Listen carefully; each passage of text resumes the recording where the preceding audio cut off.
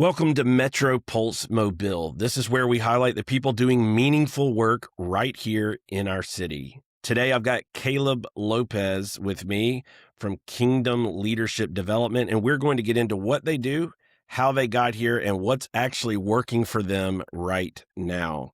Caleb, welcome to the show. How are you? Man, I'm doing well. Thanks for having me. Thanks for coming on. So for the audience, give us a little bit of background about who you are and, before we even get into Kingdom Leadership Development, just so the audience has a little bit of background info on you. Man, I don't know where to start, but I guess we can start with I thought all I wanted to do was be a professional athlete and baseball player. That's kind of what I was groomed to be and end up being able to accomplish that dream, which was amazing and really really awesome experience to be able to play and get drafted by the St. Louis Cardinals. That's my original background. That was my first real job, if you will, if you want to call it a job. It was definitely a grind and a lot of hard work to get there. But yeah, that's all I ever wanted to do. I didn't really have a plan B, didn't have a plan C. That was just all eggs in one basket. We'll talk about that here, I'm sure, today, talking about money and finance. You don't want to put all your eggs in one basket, but that I did. I put all my eggs in one basket when it comes to professional sports, and ended up, graduating, playing ball at the next level in college, and people asked me what I went to school for. I was like, baseball. Baseball. So, and of course, I grew up, very, very big in my church family. Grew up very faith filled, godly parents. Godly home, godly school, godly friends, and so just having that faith element really kept me. And so, my faith is everything to me. Hence, why our company name is Kingdom Leadership Development, and just being able to include everyone in the kingdom and be able to help them in faith and family and finances, fitness, fun, all those things. And that would define me as faith, family, finance, fitness, fun, and in that order. And just being able to have the main thing. And but yeah, met my wife, and we've been together almost 11 years now as far as anniversary. So that's coming up soon. Have four beautiful kiddos. We're living in the Mobile area, so we're down south, sweet home Alabama people. And we've lived in a couple different places, but this is where we call home. And we've been able to, plant our flag here for the majority of, I'll be 31 this year, so I've been here my whole life and love it. But yeah, that's my background. That's all the five F's, and baseball, business, and babies. That's my Oh, that's great. What about your journey in terms of your first love with baseball and pursuing a professional career? What about that path and that journey led you to Kingdom Leadership Development? That's a great question. I think for me, my identity was like so wrapped up in baseball that I didn't know anything else. And I honestly didn't know that there was another way to make money, to be honest. I know that sounds weird, but I thought that was the only way, or maybe it was more of I didn't want to make money a different way. That was the only way that I wanted to be able to make money. But Fair? I just didn't look at any other options because my mind was so made up that like, I'm going to do that forever until I'm 80 years old. But I didn't have a concept of future planning or retirement, or like my business plan was I'm going to go play professionally for 20, 30 years if my body allows me to, and then I'll make so much money that I'll be good. I can give, I can do things, I can travel.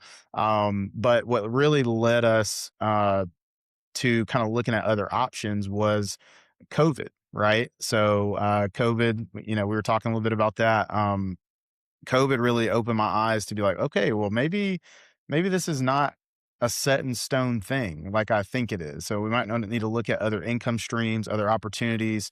And so being able to transition into entrepreneurship really opened my eyes to be like, man, maybe we can be able to have some other passive income streams. We can build a business. We can diversify a little bit better and plan ahead. Cause for those of, for those that know me, I'm not a planner by nature. I'm just kind of like flying by the seat of my pants. Hey, God's got us. We're just gonna figure it out Right. and wing it. Right. I don't plan. It's more my wife, and so she actually is the pioneer for a lot of our business. She got it started, got it up and running. She's always had that mindset of, building a business, entrepreneurship. She had her photography business that was doing really well, and while I was playing, and so yeah, so it kind of just we transitioned during COVID. I call it the Zoom boom, where it kind of exploded, where we could work virtually, work remotely. We can work from wherever, work online. We can meet with our clients through a Zoom call. And it just kind of ended up COVID being a blessing for our industry in particular. I know a lot of other industries, it wasn't necessarily a blessing because it was more in person and brick and mortar, and you had to like show up and be somewhere. But for us, it actually exploded our business, and our business doubled and tripled in size because more people were looking for more remote work. So we're able to hire more people, bring on more business partners. And so we've grown in all 50 states, Canada, Puerto Rico. So we've really taken off virtually, where that kind of opened my eyes to be like, man, maybe this is going somewhere. And we exploded, did really well our first couple years, and we just kept compounding on that. And so yeah, but background is not planning at all. I've had to learn a lot. I've had to figure some things out, but it's been quite the journey, and I feel like we're just getting started. So with this transition, I don't know what word to use, but career change, et cetera, from being a, baseball player and, um, chasing that dream to during COVID going kind of in this direction. What is it exactly that you do? What for the audience? What give us a little bit of background on the services or the opportunities that you provide to clients.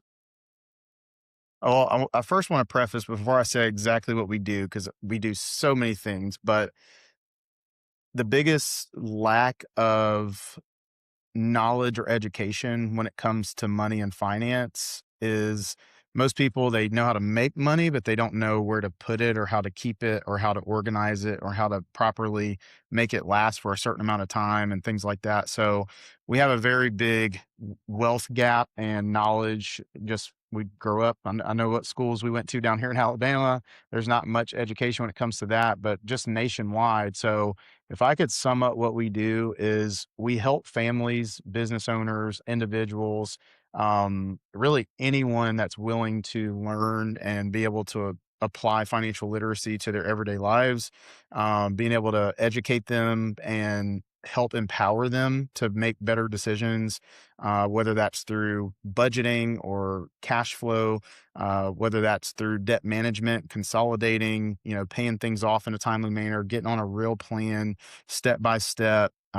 Credit repair services if you were trying to buy a house or make a purchase, if you have a business and you're trying to plan for business funding, or you want to try to get better rates at banks, and you're trying to figure out where to distribute your funds and get your capital working for you better, and becoming your own bank and getting better tax advantages, estate plans, trust plans, generational wealth building, so I mean, pretty much A to Z. I kind of call us the Amazon of financial services, where, we just can do it all. And I've learned a lot through just being around some of the most wealthy people on the planet and just seeing how they've structured plans. But typically, most of those plans are reserved for wealthy Americans, but we've been able to bridge the gap to be able to bring those same plans to everyday America. So we really meet middle Americans that composes like 90 to 95% of the population. And all those folks were kind of just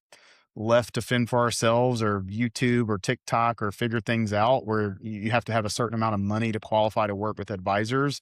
We get to really work with everyone, whether they're single mom with a couple kids trying to figure things out, not making much money, or if you're a high net worth business owner that's trying to structure your company or structure your employees, or trying to figure out better tax advantages. So, I mean, we're very vast when it comes to what we can supply and what we can do. And we work with the top A-rated companies to broker those deals out, to be able to educate, show you your options, and be able to really get to your goals and figure out what it is that you're trying to accomplish. So I could talk for 10 hours on all the things we do, but that's kind of the best way I can describe it. And Sure. and we're kind of like one step above a financial advisor. We're more kind of work like a fractional family office where we get to bring all of those professionals, CPAs, trust attorneys, tax strategists, insurance advisors, wealth management. We can do it all in one place where you're not having to, try to figure out all these different moving pieces. We really put the puzzle pieces together and work as a team of professionals so that your right hand can know what your left hand's doing, and it's all working together. When you started this company, and obviously you're getting an education, it's a new industry, and you're like you said, you didn't even realize you could make money outside of just playing baseball. Yeah, um, literally. and when you got into this and you're learning this, and you mentioned it kind of correlates with COVID 2020 ish timeline. What were some of the issues you were facing at that time, with clients, meaning like client issues, client problems that they were looking at, and how has that evolved or changed, in the 5 to 6 years since that time? So, so believe it or not, the same problems are still there that were there during COVID time. And I'll give you an example. So, one of the big, big, big financial issues that America has, just from our perspective, is that they are extremely underinsured. So when it comes to like life and health and income and asset protection, um, GoFundMe actually raised over $700 million in final expense and health related issues alone, medical expenses. That's the number one debt in America. So during COVID, when everybody was getting sick and they had all these health issues, nothing was not, I mean, obviously it ramped up a lot because people were sick, but if you couldn't go to work or you got fired or you had to take time off and you didn't have paid leave, then or even if someone passed away during that time, um, most people were left without anything to be able to use for income for their families. So if you had a breadwinner dad who's making 100K a year, stay at home mom with a couple of kids, and you just lost $100,000 of income for the year, and all you had was a $50,000 life insurance policy through work, well, that's just enough to cover the funeral. That's just enough to maybe buy some time for a couple of bills, maybe a couple of months or so. And so that's like a huge, huge financial issue that we see a lot is most people are extremely, extremely underinsured when it comes to life, health, and income uh, as far as that goes. So that's number one that I see that has kind of been a mainstay that And is that and just that start you uh, saw that then, but it's continued now. You're mhm. saying that that's It's the steady, consistent. number one cause of bankruptcy, and it's the number one debt in America that families have is medical expenses and final expenses. Okay. Those are the two top debts. So when we look at this financial cycle and just generational burden and poverty type of thing, most people, they just like get a job and they set up their company employee benefit packages, and that's really all they have for their family. And that's kind of where they stop. But there's so much more that we can introduce them to say, hey, in addition to what you have through your company, that's awesome. But let's make sure that we add on and juice this up a little bit more to have a little bit more security, a little bit more protection, a little bit more wealth diversification. So that's where we really specialize, is to add on to what someone's already doing. Maybe they do have some good plans through work, which is good. But that's kind of just a starting point. So we like to really help them with independent strategies and plans that they can own, where they're not just relying on their employer, which if their employer offers them good strategies, awesome. But what if you get fired tomorrow? What if, the company goes under? What if there's a lot of what ifs that we kind of take them through? So to answer your question, like there's a lot of things that like we're in a needs-based industry where people need what we have. They want us, they need to save for their kids. They need to make sure that they have retirement savings. They need to make sure that they have proper protection, and they need to pay off debts, or like, so our industry is never really, there's always a need there. And so the same issues that have been around for 100 years, they kind of are still here. Right. But there was definitely a spike during the COVID time whenever more and more people were getting sick and things like that. Well, and it's top of mind in your face, the whole world stopped, you know? Um, Yeah. so I want, before we move on, I want to, go back to your hypothetical situation of the family with the two kids, the dad, $100,000 job, and breadwinner loses his job. Maybe he dies, whatever. Walk us for the audience, for for those of us who are not, um, educated on what you're doing every day and would like a better understanding. Give us, in a hypothetical situation, let's say his job offered him a life insurance, plan as one of his benefits. Maybe it was 25K. You mentioned in this hypothetical situation, he's got $100,000 salary and now he doesn't have it. Maybe he died. Okay. Maybe that happened.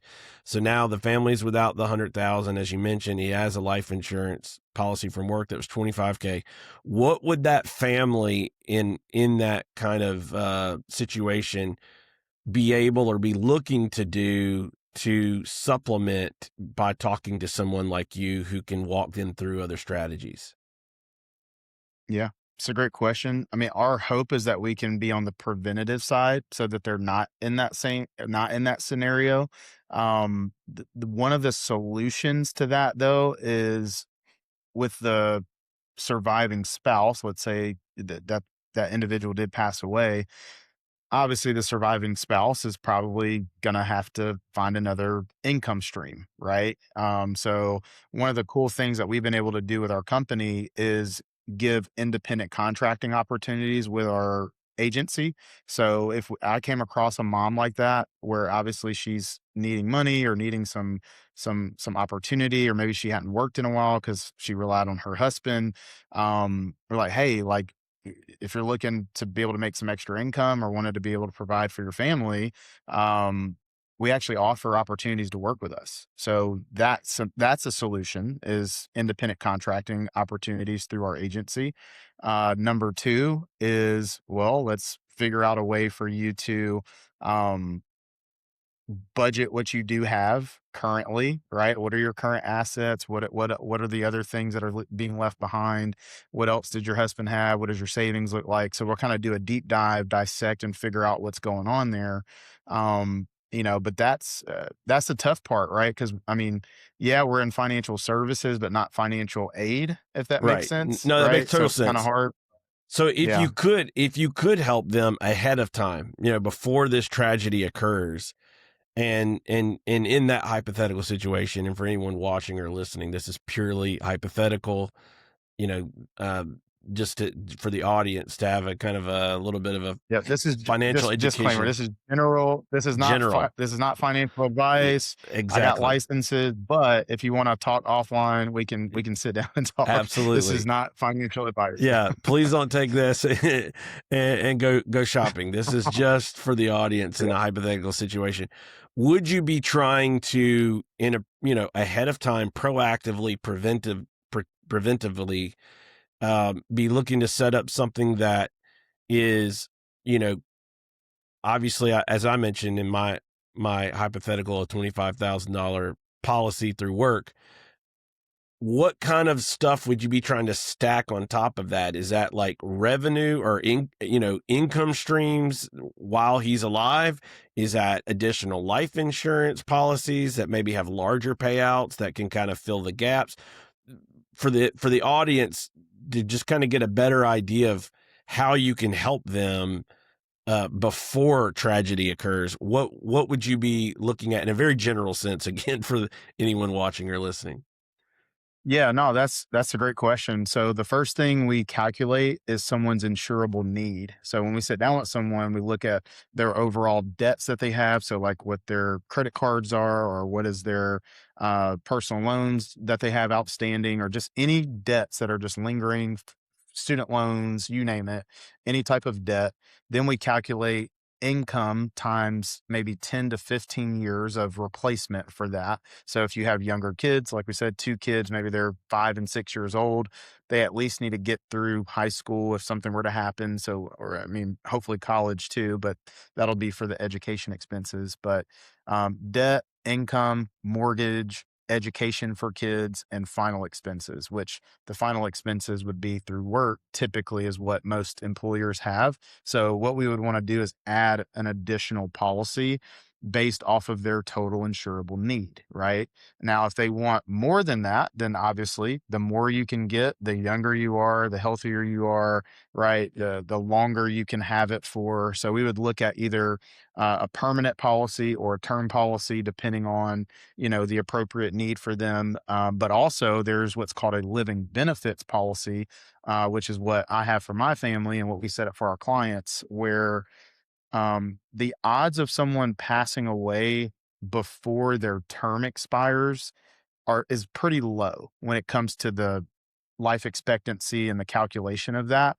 So the bigger percentage and the more scary one is you're more likely to need to use funds for a medical emergency, such as like a heart attack or cancer or recovery or stroke or something, a transplant or something that you get a diagnosis about that you are still alive, but you need to recover. So like chronic, critical, terminal.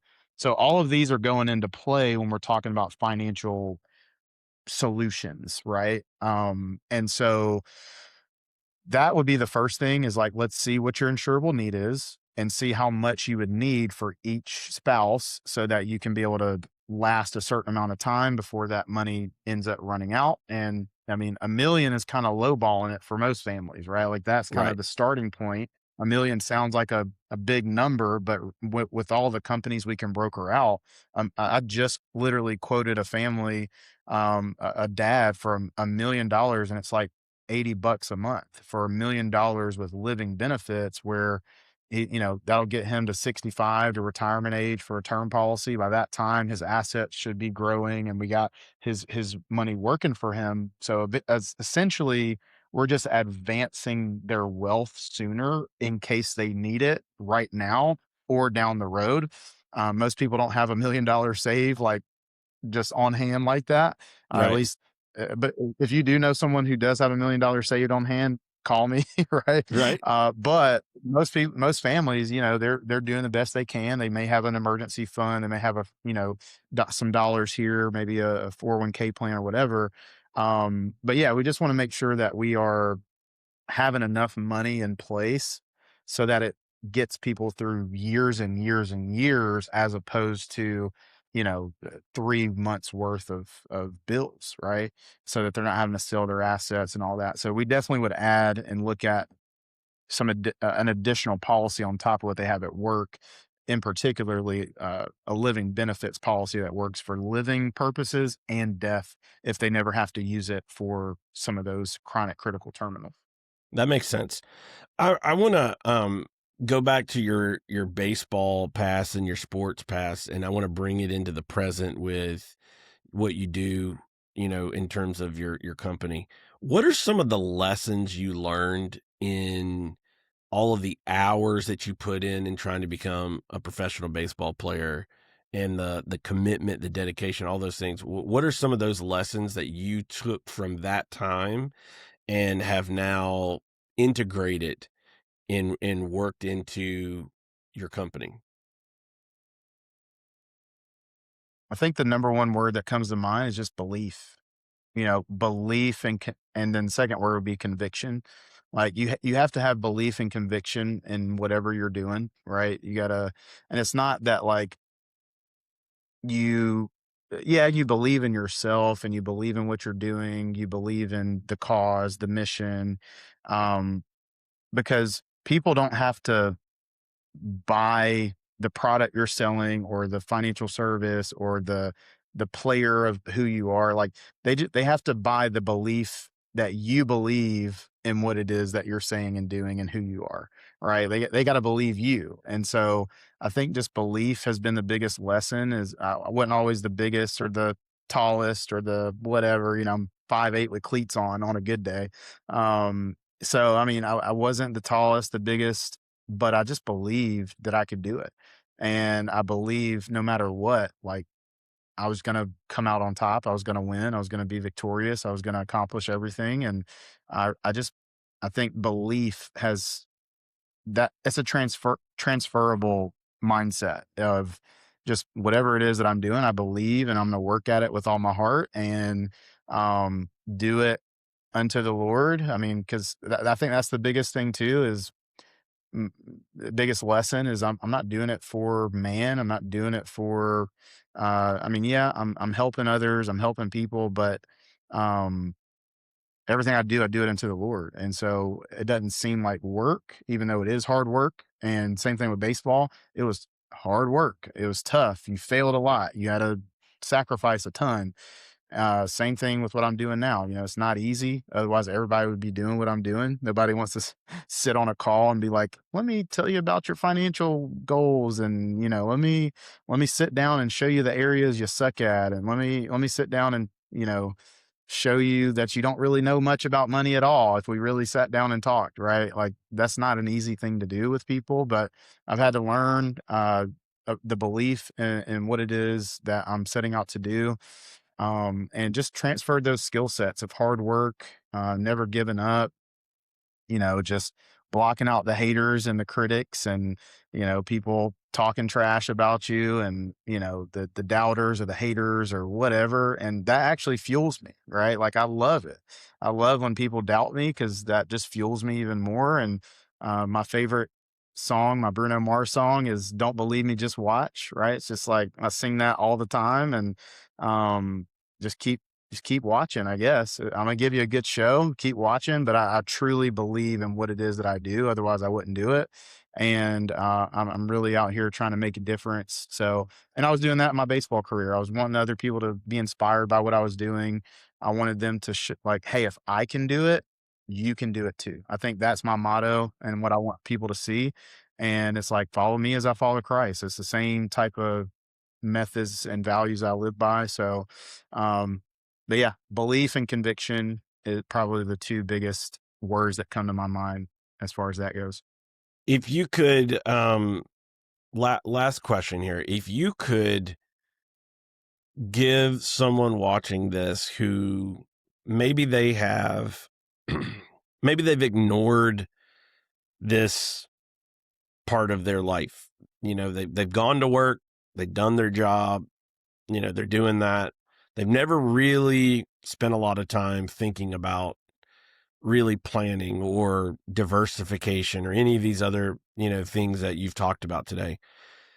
If you could, if you could give that person one thought or one idea that they could take from this conversation, what would that be? Well, first things first, we all put our pants on the same way. uh, there's 95% of people that are in the same boat. Some people are scared to kind of review things, and most people they fear what they don't understand or what's unfamiliar to them. And so I think the biggest encouragement I can give is just is to explore, ask more questions, uh, seek clarity, research, whatever you got to do. But I think it is this persona of you got to talk to this maybe old white guy, Monopoly in a suit at a top of a tower type. That's at least what I thought of. No Right. offense to any old white guys that are in the top of a tower, very unequal guys, or black guys or Mexican or I don't whatever, right? Right. Um, but in my brain growing up, and I'm sure most people can relate to this that may have these thoughts is it's you gotta be rich, you gotta have your crap together, you gotta like it's almost kind of like people don't want to go into a church building because they know they're sinners, and Jesus says come as you are, but it's like, no, let me clean up first, then I'll go into the church, and then I'll get my life together. It's kind of the same thing with what we do. It's like people want to get all their stuff together first and then try to come and let's talk, and it's like that's what the talk should be about, is let's figure this thing out together, let's strategize.